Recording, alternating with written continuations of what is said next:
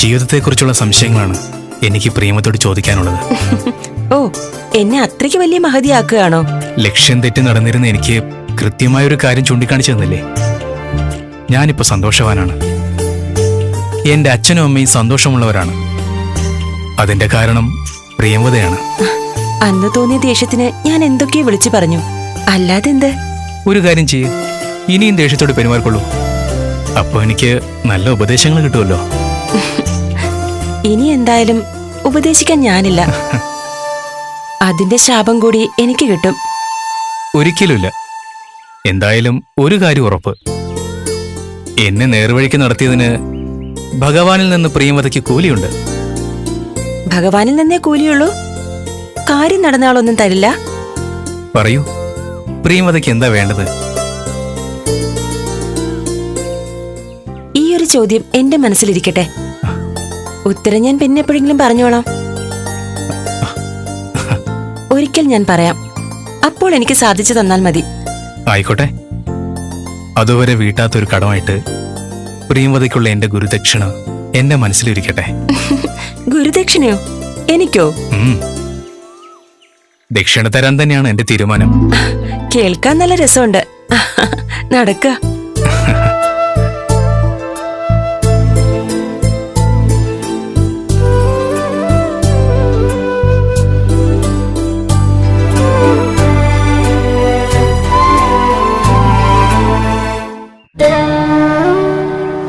എന്താ മക്കളെ നിങ്ങൾ ഈ പറയുന്നത്?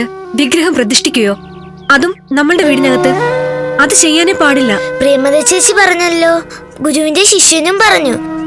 അവർക്കൊക്കെ നല്ല അറിവുള്ളതല്ലേ. അവരൊക്കെ വെറുതെ പറഞ്ഞതാവും.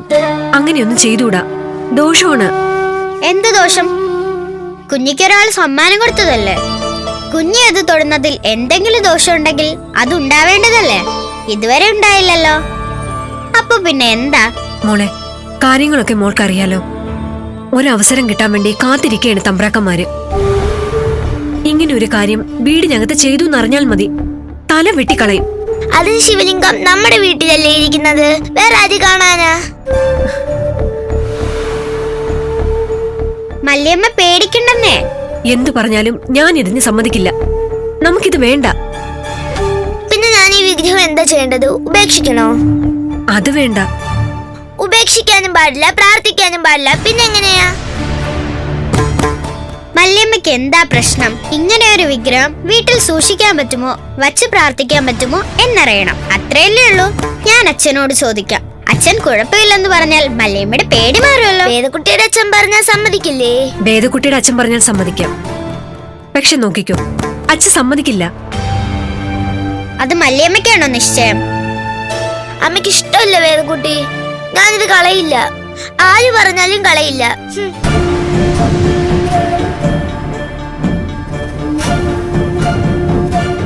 കുഞ്ഞിപ്പെണ്ണ് വിഷമിക്കണ്ടെന്നേ. അച്ഛനോട് ചോദിക്കുമ്പോ നോക്കിക്കോ, അച്ഛൻ സമ്മതമേ പറയൂ. ദേവീദേവന്മാർക്കൊക്കെ കുഞ്ഞുങ്ങളെ വലിയ ഇഷ്ടമാണ്. ഭഗവാന്റെ അമ്പലത്തിൽ കുഞ്ഞിപ്പെണ്ണ് ചെന്നപ്പോ ഉണ്ടായ അത്ഭുതം മല്ലിയമ്മയെ കണ്ടതല്ലേ. ഭഗവാന് കുഞ്ഞിപ്പെണ്ണിനോട് വിരോധം ഉണ്ടെങ്കിൽ പൂജാരി വിചാരിച്ചിട്ടും തുറക്കാൻ പറ്റാത്ത വാതില് കുഞ്ഞിപ്പെണ്ണ് എങ്ങനെയാ തുറന്നത്? അവിടെയുള്ളവർ മുഴുവനും കുഞ്ഞിപ്പെണ്ണിനെ കുറിച്ച് നല്ല കാര്യങ്ങളല്ലേ പറഞ്ഞത്. പിന്നെ ചിത്രപാന തമ്പുരാനെയാണോ പേടിക്കുന്നത്? തമ്പുരാൻ സമനില തെറ്റിയിരിക്കല്ലേ. അപ്പൊ പിന്നെ മല്ലിയമ്മയുടെ കുഞ്ഞിപ്പെണ്ണിന്റെ കാര്യം ഓർക്കാൻ എവിടെയാ സമയം? ഭ്രാന്തായാലും പകയൊന്നും മാറ്റൂല. കണ്ടു കണ്ട വേദക്കുട്ടി, അമ്മ വീണ്ടും വീണ്ടും ഈ കാര്യത്തിൽ തടസ്സം പറയുന്നത് കേട്ടോ. അതെ, അച്ഛനോട് ചോദിച്ചിട്ട് അച്ഛൻ പറയുന്നത് പോലെ ചെയ്യാം. അച്ഛൻ ഈ വിഗ്രഹം ഉപേക്ഷിക്കാനാണ് പറയുന്നതെങ്കിൽ അത് കുഞ്ഞിപ്പെണ്ണ് കേൾക്കണം. അച്ഛൻ ഇത് വെച്ച് പൂജിക്കാനാണ് പറയുന്നതെങ്കിൽ അത് മല്ലിയമ്മയും കേൾക്കണം. പറ്റുമോ? ഞാനിത് കളയേണ്ടി വരുമോ? ഇല്ല കുഞ്ഞിപ്പെണ്ണെ, ഞാനല്ലേ പറയുന്നത്. എന്നാ അമ്മയോട് സമ്മതിക്കാൻ പറ. മല്ലിയമ്മേ, കുഞ്ഞിപ്പെണ്ണിന് വിഷമമാവില്ലേ? സമ്മതിക്ക്. സമ്മതിച്ചു. വേദക്കുട്ടിയുടെ അച്ഛൻ തിരുമേനി പറഞ്ഞാൽ എനിക്ക് പിന്നെ പ്രശ്നമൊന്നുമില്ല. നോക്കാലോ ഞാനാണോ അമ്മയാണോ ജയിക്കുന്നതെന്ന്. എന്റെ ഭഗവാനെ, എന്നെ കൈവിട്ട് പോവല്ലേ. എന്റെ ആകെയുള്ള സ്വത്താ. എന്റെ ഭഗവാൻ എന്നെ കൈവിട്ട് പോവില്ല, അതെനിക്ക് ഉറപ്പാ. എന്റെ ദേവി, എന്റെ കുഞ്ഞിന്റെ മനസ്സിലെ ആഗ്രഹം സാധിച്ചു കൊടുക്കണേ.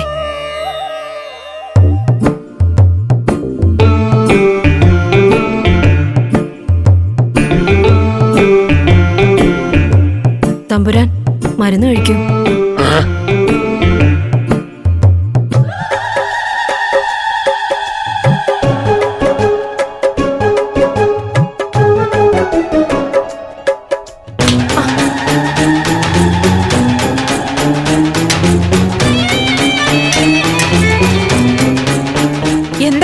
എന്ത് പറ്റി? ഞാൻ മരുന്ന് നീട്ടിയതേ ഉള്ളൂ, തമ്പുരാൻ തട്ടിത്തെറിപ്പിച്ചു. എന്താ തമ്പുരാൻ, എന്തിനാ ഇങ്ങനെ വാശി പിടിക്കുന്നത്? എന്തെങ്കിലും ഒന്ന് പറയൂ തമ്പുരാൻ. എന്താ വല്യമ്മേ? രാവിലെ മുതൽ വല്യച്ഛൻ വാശിയിലാണ്. വല്യച്ഛന് പുറത്തു പോണം. അച്ഛൻ തമ്പുരാനോട് പറഞ്ഞാൽ സമ്മതിക്കേയില്ല. അതിനെന്താ, അച്ഛൻ തമ്പുരാനോട് ഞാൻ പറയാമല്ലോ. വർണ്ണമോള് പറയോ? പറയാം. എന്നിട്ട് ഞാനും വല്യച്ഛന്റെ കൂടെ വരാം. തമ്പുരാട്ടി വർണ്ണമോളുടെ കൂടെ പോവുകയാണെങ്കിൽ തമ്പുരാൻ കുഴപ്പമൊന്നും ഉണ്ടാക്കില്ല. അല്ലെങ്കിൽ തന്നെ എനിക്കെന്ത് കുഴപ്പം? വർണ്ണമോള് അച്ഛൻ തമ്പുരാനോടൊന്ന് ചോദിക്കേ. വല്യമ്മ വരൂ, നമുക്കിപ്പോ തന്നെ ചോദിക്കാം. ഈ മരുന്നൊക്കെ വേഗം ഇറക്കി പാത്രത്തിലാക്കൂ. തമ്പുരാൻ തട്ടിത്തെറിപ്പിക്കാൻ കുഴപ്പമൊന്നും ഉണ്ടായിരുന്നില്ലല്ലോ, പിന്നെന്താ പാത്രത്തിലാക്കാൻ ബുദ്ധിമുട്ട്? ചെയ്യൂ. നടക്കില്ല ഏട്ടത്തി. ഏട്ടൻ തമ്പുരാനെ പുറത്തു വിടാൻ പറ്റില്ല. വല്യച്ഛന് ഒരു കുഴപ്പവും ഉണ്ടാക്കില്ല. അത് വർണ്ണമോൾക്കാണോ നിശ്ചയം? എത്രയോ സ്ഥലത്ത് വല്യച്ഛൻ കാരണം അച്ഛൻ തമ്പുരാന് മാനഹാനി വന്നിട്ടുണ്ട്. സുഖമില്ലാത്തത് കൊണ്ടല്ലേ? അതുകൊണ്ടാണ് പറഞ്ഞത് അസുഖം മാറിയിട്ട് പുറത്തു പോയാൽ മതിയെന്ന്. അച്ഛൻ തമ്പുരാൻ എന്തിനാ ഷാട്ടിങ് കാണിക്കുന്നത്? ഇക്കാര്യത്തിൽ വർണ്ണമോളുടെ ശാഠ്യം വേണ്ട. ചെല്ല്. വാ. രാവിലെ മുതൽ ഏട്ടൻ നല്ല ബഹളമാണ്. ഇങ്ങനെ അടച്ചിരുന്ന് ശീലമില്ലല്ലോ. ശീലിക്കാതെ പിന്നെ എന്ത് ചെയ്യും? 4 ആളുകൾ കൂടുന്നിടത്തൊക്കെ ഏട്ടൻ തമ്പുരാനെ കുറിച്ചുള്ള പരിഹാസത്തിന്റെ കഥകളാണ്. എങ്ങനെ കേട്ടു നിൽക്കാൻ സാധിക്കും? പറയൂ മീനാക്ഷി. പക്ഷേ ഏട്ടത്തിക്ക് അതൊന്നും മനസ്സിലാവില്ലല്ലോ. അങ്ങ് ബോധപൂർവം ഇതൊക്കെ ചെയ്യുന്നു എന്ന രീതിയിലാണ് സംസാരിക്കുന്നത്. ആയിക്കോട്ടെ, ഏട്ടൻ തമ്പുരാന്റെ കാര്യത്തിൽ ചിലത് ബോധപൂർവം ചെയ്യാനുള്ള സ്വാതന്ത്ര്യം നമുക്കുണ്ടെന്ന് കൂട്ടിക്കൊള്ളൂ. മീനാക്ഷി ഇതിനു വേണ്ടി സംസാരിക്കണ്ട. പറയേണ്ടത് നാം പറഞ്ഞോളാം. ഇനി എന്ത് ചെയ്യും വർണ്ണമോളെ? ഒരു കാര്യം ചെയ്യാം. ആരും അറിയാതെ വല്യച്ഛനും കൂട്ടി ഞാൻ പുറത്തു പോകാം. വല്യച്ഛനൊരു കുഴപ്പം ഉണ്ടാക്കാതെ തിരിച്ചു വന്നാൽ അച്ഛൻ തമ്പുരാൻ പിന്നെയൊന്നും പറയില്ലല്ലോ. വല്യച്ഛനെ കൃത്യമായി കൊണ്ടുപോകാൻ സാധിക്കുമോ വർണ്ണമോൾക്ക്? അത് വല്യമ്മ പേടിക്കണ്ട, ഞാൻ കൊണ്ടുപോയിക്കൊള്ളാം. നോക്കിക്കോളൂ, എന്നോടൊപ്പം നടന്ന് തിരിച്ചു വരുമ്പോൾ വല്യച്ഛന്റെ മാനസികാവസ്ഥയൊക്കെ മാറും. അദ്ദേഹത്തെ പഴയ നിലയിലൊന്ന് കണ്ടാൽ മതി. പല നേരത്തും തളർന്നിരിക്കുന്നത് കാണുമ്പോൾ സങ്കടം സഹിക്കാൻ പറ്റുന്നില്ല. അച്ഛൻ തമ്പുരാൻ പറഞ്ഞിട്ട് അനുസരിക്കാതെയാണ് ഞാൻ വല്യച്ഛന്റെ കൂടെ വരുന്നത്. വല്യച്ഛൻ കുഴപ്പമൊന്നും ഉണ്ടാക്കരുത്. വർണ്ണമോള് പറയുന്ന പോലെ അനുസരിച്ച് വല്യച്ഛൻ നടന്നോളാം. എങ്കിൽ കൊള്ളാം. നമുക്ക് എങ്ങോട്ടാ വല്യച്ഛ പോകേണ്ടത്? ക്ഷേത്രത്തിലേക്ക് പോകണ്ട. അവിടെ പോയാൽ അച്ഛൻ തമ്പുരാൻ അറിയും. നമുക്ക് ആ കുന്നിൻ മുകളിൽ പോയാലോ? എല്ലാം വർണ്ണമോളുടെ ഇഷ്ടം. അവിടെ ചെന്ന് കുറച്ചു നേരം ഇരുന്നിട്ട് നമുക്ക് കൊട്ടാരത്തിലേക്ക് തിരിച്ചു പോകാം. വർണ്ണമോളുടെ ഇഷ്ടം.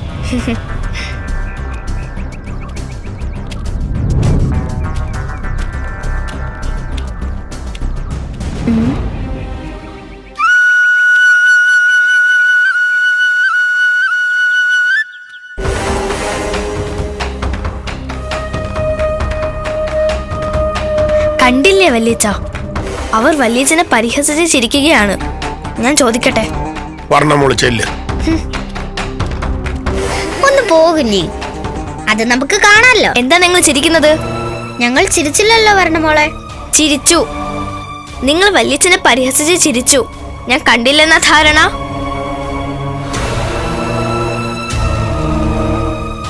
വർണ്ണമോളുടെ വല്യച്ഛന് സുഖമായോ? അതെന്തിനാ നീ അന്വേഷിക്കുന്നത്? തമ്പുരാക്കന്മാരുടെ കാര്യങ്ങള് നീയും അന്വേഷിക്കണ്ട, ഇവളും അന്വേഷിക്കണ്ട. അതിന് കുഞ്ഞിപ്പെണ്ണൊന്നും പറഞ്ഞില്ലല്ലോ. വെറുതെ എന്തിനാ ഇവളോട് ദേഷ്യപ്പെടുന്നത്? ദേഷ്യപ്പെട്ടാ നീ എന്ത് ചെയ്യും? വല്യച്ഛൻ ഇങ്ങനെ അടങ്ങി നിൽക്കുന്ന നീ നോക്കണ്ട. ഞാൻ പറഞ്ഞ വലിയച്ഛൻ എന്തും ചെയ്യും. കാണണോ? വേണ്ട വർണ്ണ മോളെ. നീയൊന്നും അങ്ങനെ പേടിയില്ലാതെ നടന്നാൽ ശരിയാവില്ലല്ലോ. വലിയച്ഛ, ഇങ്ങോട്ട് വരൂ, ഇങ്ങോട്ട് വരൂ.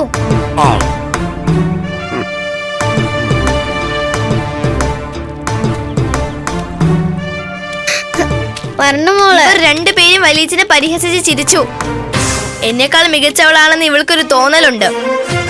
ഗുരുവിന്റെ മുന്നിലായാലും ഗുരുപുത്രിയുടെ മുന്നിലായാലും ഇവളത് കാണിക്കാറുണ്ട്.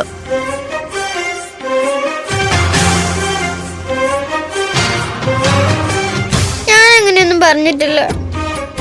വർണ്ണമോളേക്കാൾ മികച്ച നർത്തകിയാണ് നീയെന്ന് നിനക്ക് തോന്നുന്നുണ്ടോ? ഇല്ല, അങ്ങനെയൊന്നുമില്ല.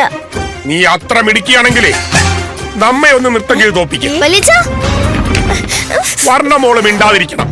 ഈ അഹങ്കാരത്തിനുള്ള ശിക്ഷ വല്യച്ഛന് ഇപ്പൊ തന്നെ കൊടുക്കാം. വലിയച്ഛ, ഞാൻ കളിക്കുന്ന ചുവട് വല്യച്ഛ, നീ ഒന്ന് വേണ്ട. ചെയ്ത് കാണിക്കും. വലിയച്ഛ, നിർത്തൂ.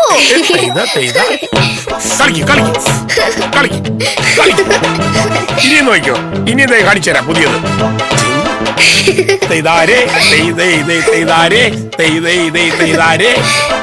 കണ്ടോ, ഇതുപോലൊന്നും കളിക്കാൻ കുട്ടിക്കാവില്ല. പിന്നെ കുട്ടി എന്തിനാ അഹങ്കരിക്കണേ? വലിയച്ഛ, നിർത്ത്. നിർത്താനാ പറഞ്ഞത്. വലിയച്ഛ, എന്താ പറഞ്ഞ മോളെ, ഇങ്ങനെ നൃത്തം ചെയ്യാൻ ഇവരെ കൊണ്ട് പറ്റുമോ?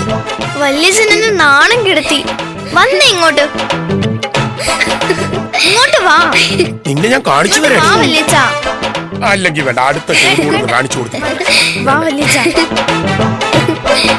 പേതുക്കുട്ടി, എന്താ ഇത്? എനിക്ക് അറിഞ്ഞൂടാ. തമ്പുരാന്റെ സുഖം മാറിയിട്ടൊന്നുമില്ല. വരാൻ വാ. വരൂ വലിയച്ഛ. പാവം വർണ്ണ മോള് നാണം കെട്ടു പോയല്ലേ. ആരോടും പറയണ്ട. വാ.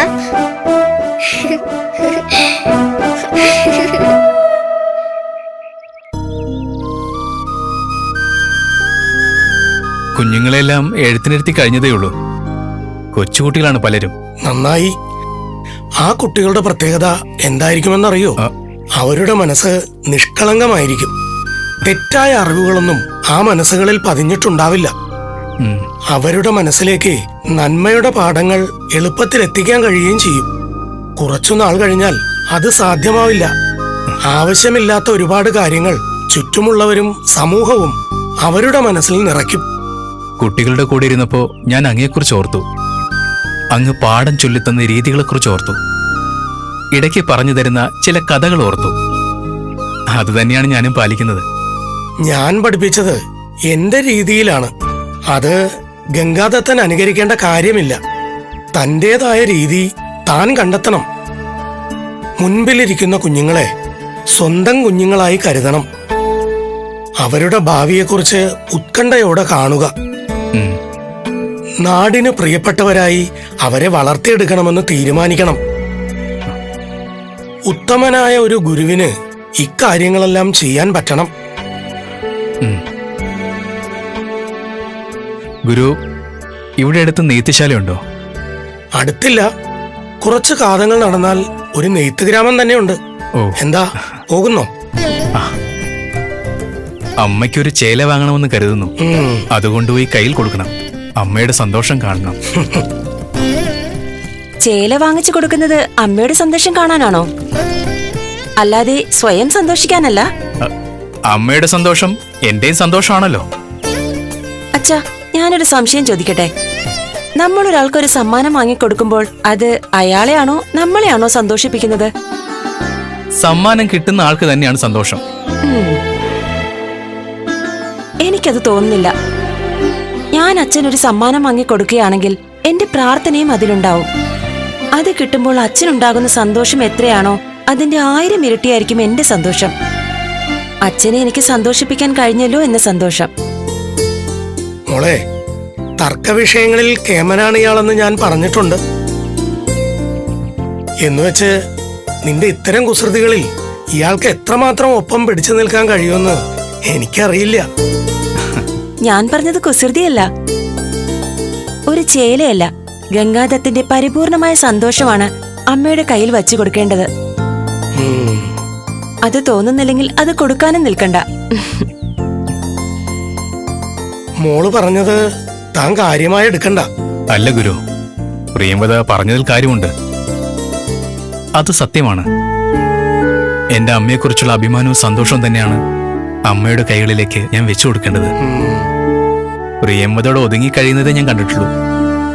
പക്ഷേ ലോകം അലഞ്ഞ എന്നേക്കാൾ അറിവുണ്ട് ആ കുട്ടിക്ക്.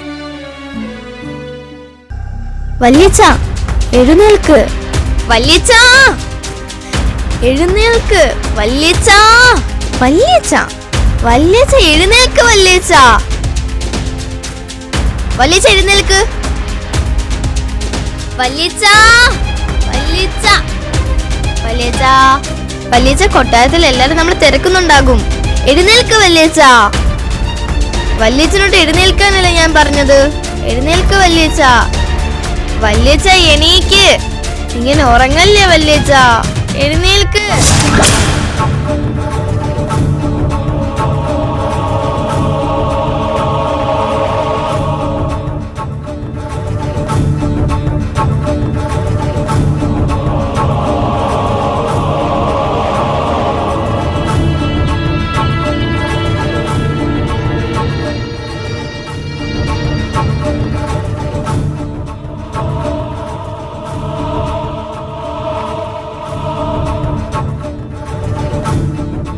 വർണ്ണമോളെ, എന്താ വർണ്ണമോളെ, ചിത്രഭാനു തമ്പുരാന്റെ അറ ഇങ്ങോട്ട് മാറ്റിയോ? നിങ്ങൾ എന്തിനാ ഇപ്പൊ ഇങ്ങോട്ട് വന്നത്? എനിക്ക് എവിടെയും പോകാമല്ലോ, തടസ്സങ്ങളൊന്നുമില്ല. എങ്കിൽ ഇവിടുന്ന് പോയിക്കോളൂ. വല്യച്ഛന് നിങ്ങളെ ഇഷ്ടമല്ല. വല്യച്ഛ കണ്ണു തുറക്കുമ്പോ നിങ്ങളെ കാണുകയും വേണ്ട. വല്യച്ഛൻ ഇഷ്ടമില്ല, അത് സമ്മതിച്ചു. പക്ഷേ വർണ്ണമോൾക്ക് എന്നോട് വിരോധമുണ്ടോ? ഉണ്ട്. വല്യച്ഛൻ എന്നോട് വിരോധമുള്ളതിന് കാരണം വല്യച്ഛന്റെ കള്ളത്തരങ്ങൾ ഞാൻ കണ്ടുപിടിച്ചത് കൊണ്ടാണ്. വർണ്ണമോൾക്കും അങ്ങനെ തന്നെയാണ്. വേദക്കുട്ടിയെ മലമുകളിൽ നിന്നും താഴേക്ക് തള്ളിയിടുന്നത് ഞാൻ കണ്ടതുകൊണ്ടല്ലേ എന്നോട് ദേഷ്യം. ഞാൻ രാജകുമാരിയാണ്, അത് നിങ്ങൾ മറക്കണ്ട. ഞാൻ അച്ഛൻ തമ്പുരാനോട് പരാതി പറഞ്ഞാൽ അച്ഛൻ തമ്പുരാൻ നിങ്ങൾ ഈ നാട്ടിൽ നിന്ന് തന്നെ ഓട്ടിക്കും, അത് മറക്കണ്ട. എന്നെ ഈ നാട്ടിൽ നിന്ന് ഓടിക്കാൻ ആർക്കും പറ്റില്ലല്ലോ വർണ്ണമോളെ. ഞാൻ ഈ നാടിന്റെ ഭാഗമല്ലേ. എങ്കിൽ ഞാൻ കാണിച്ചു തരാം നിങ്ങളെ എങ്ങനെയാണ് ആട്ടി ഓടിക്കേണ്ടതെന്ന്.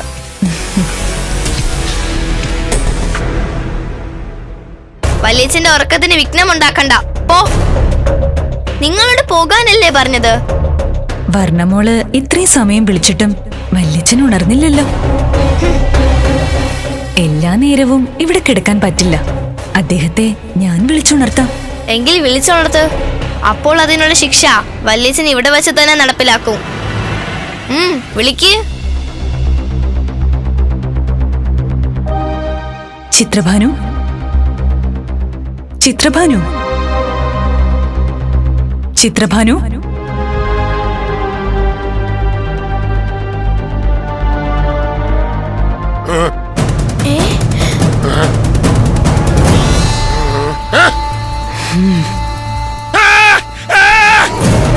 അയ്യോ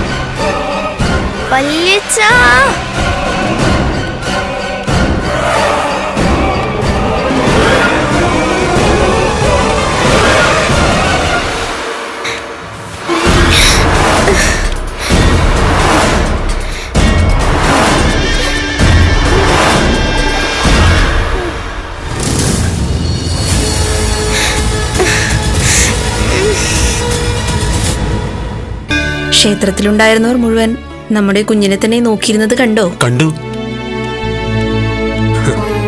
കുഞ്ഞിന്റെ ഐശ്വര്യത്തെക്കുറിച്ച് ആളുകൾ പറയുന്നതും കേട്ടു. എത്ര വഴിപാടുകളും നേർച്ചകളും നേർന്നിട്ട് കിട്ടിയതാണ് നമ്മുടെ മുത്തിനെ. വഴിപാടുകൾ ഇനിയും ഒരുപാട് ബാക്കിയുണ്ട്. എല്ലാം പെട്ടെന്ന് തീർക്കണം. കുഞ്ഞിനെ അനുഗ്രഹിച്ചപ്പോൾ തിരുമേനി പറഞ്ഞത് ഭാവിയിൽ പേര് കേട്ടൊരു നർത്തകിയാകുമെന്നാണ്. കരയല്ലേ മക്കളെ? ഓ, മോളെ. ആവും. അതിൽ എനിക്കൊരു സംശയവും ഇല്ല. നമ്മുടെ കുഞ്ഞിന്റെ നന്മയ്ക്ക് വേണ്ടി എന്ത് ചെയ്യാനും ഞാൻ തയ്യാറാണ്. വാവേ. ഓ ഓ ഓ ഇനി മുതൽ കുറച്ചും കൂടി അധ്വാനിച്ച് പണം സ്വരൂപിക്കണം. ഒരു കരുതലൊക്കെ വേണ്ടേ? ഓ ഓ ഓ കരയല്ലേ മക്കളെ? ചൂടാ. ഓ ഓ ഓ ഓ ഏയ് ഒന്ന് നിക്ക. തമ്പുരാൻ തമ്പുരാൻ വിജയിക്കട്ടെ. വിജയിക്കട്ടെ. ഇങ്ങളെ കുട്ടിയാ? അതെ, ഞങ്ങളുടെ കുട്ടിയാ. ആവേ, ആവോ, ആവേ, ആവോ, ആവേ. നോക്കുവാവേ, തമ്പുരാൻ വിളിക്കുന്ന കേട്ടില്ലേ? ഇങ്ങോട്ട് വാ, ഞാനൊന്ന് എടുക്കാം.